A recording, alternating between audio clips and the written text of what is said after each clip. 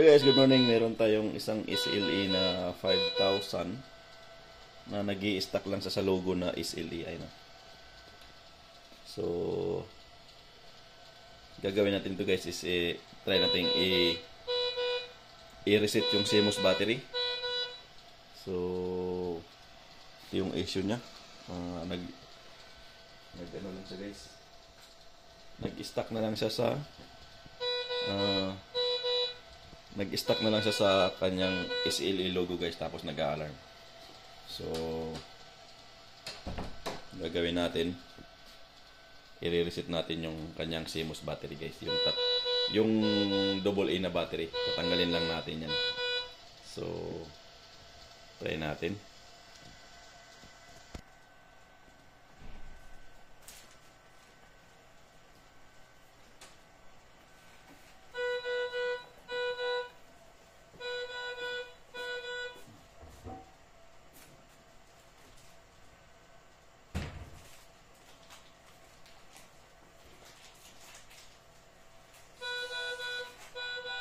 So I'm guessing dito. So front off.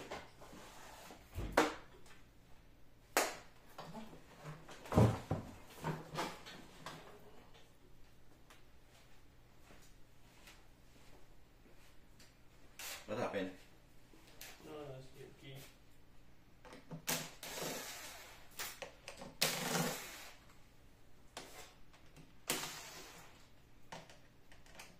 We took the key.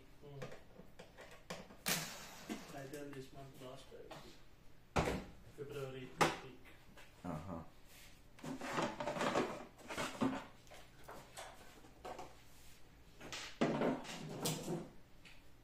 So ito guys, tatanggalin lang natin yung battery niya.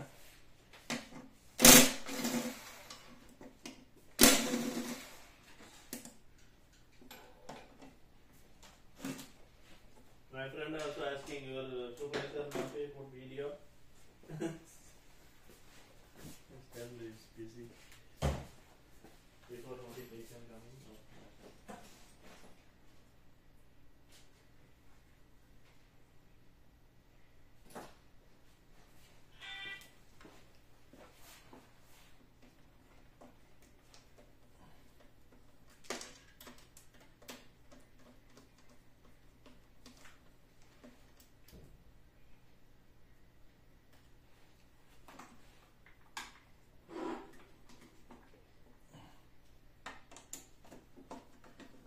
So tatanggalin lang natin yung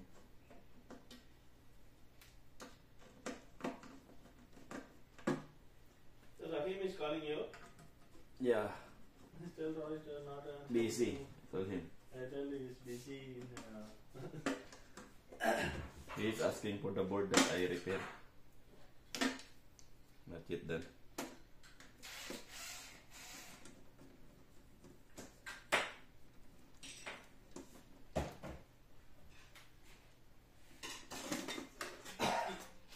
So, this one guys, see? This battery. We just remove this battery. So battery how many years? Only say 6 months.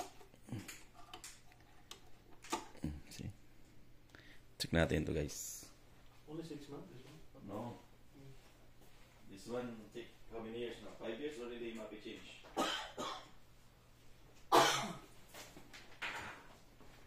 So, titingnan lang natin yung ating battery. Meron pa ba siyang charge voltahe? So, ito guys is alkaline na battery.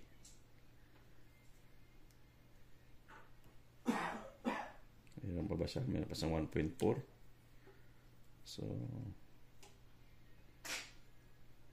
meron siyang 1. Okay pa siya guys. Okay pa yung baterya niya. So, 1.4 yung isa. So, 1.5 pa naman yung isa.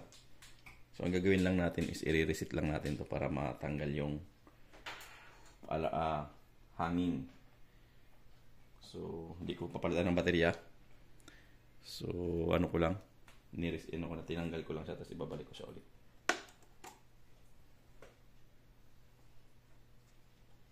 So, positive, negative, kailangan.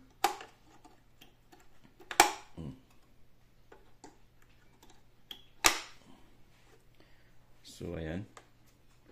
Wala akong pinalitan. Binalik ko lang yung kanyang battery. Tapos, isaksak natin ulit.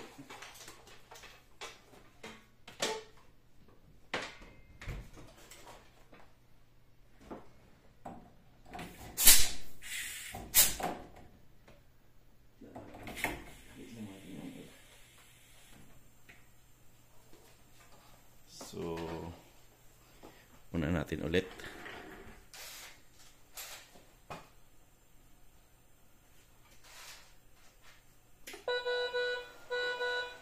So, tingnan natin kung mag-i-stay pa rin ba siya sa ano. Ayan guys, oh. So, okay na siya guys. Oh. So, mabilis lang.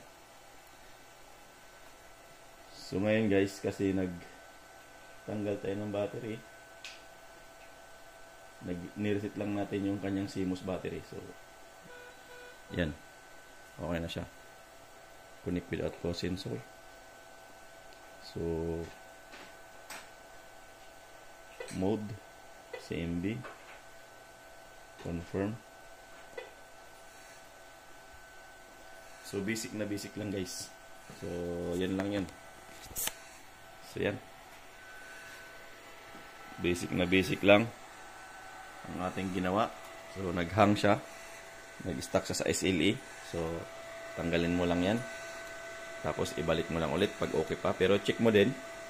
Kailangan mo rin i-check kung tama pa ba yung voltahe niya. Kung meron pa siyang 1.5. So, yung isa 1.5, yung isa 1.4. Pero, okay pa siya. So, hindi ko na siya pinalitan. So, para ma-reset lang natin yung hanging nagaan siya guys. Nag-stuck sa logo ng SLA lang. So, ayun. Ganun lang kabilis, guys. So, okay na siya. Natin nagkakalibrate siya ng oxygen. So, ganun lang kasimple, guys. Ano. So, meron pa akong dito, dalawang SLA din. Napalitan na ng cell at saka yung battery. So, yan pa yung aking dalawang SB300. Papalitanan ko rin ng proportional valve. So, dumating naman na yung mga pisa niyan, kaya ikakabit ko na lang. So, yan. So, ito lang ang naghahang ng SLA logo. So, okay na siya, guys. So, ganoon lang ang gagawin nyo. Pag may i-stack siya sa logo ng SLA, so, tanggalin mo lang yung battery na yun. So, okay na siya. Okay?